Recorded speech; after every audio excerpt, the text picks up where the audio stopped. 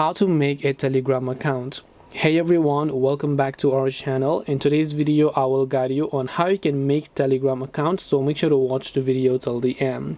Now, in order to make Telegram account, you need a phone number and a real one on top of that.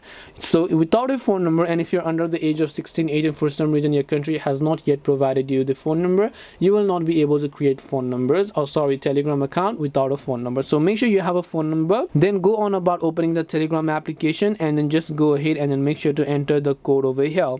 Then just hit the arrow icon, then it's going to send an SMS with an activation code to that phone, and then you're going to get the SMS code on your SMS application. So make sure you copy the code and send it. When you hit the arrow icon next time, there you should be able to enter other details, and then your Telegram account will get successfully created, and it's as simple as that. But bottom line is, you can't have an email address or something like that. You will need a phone number to create Telegram.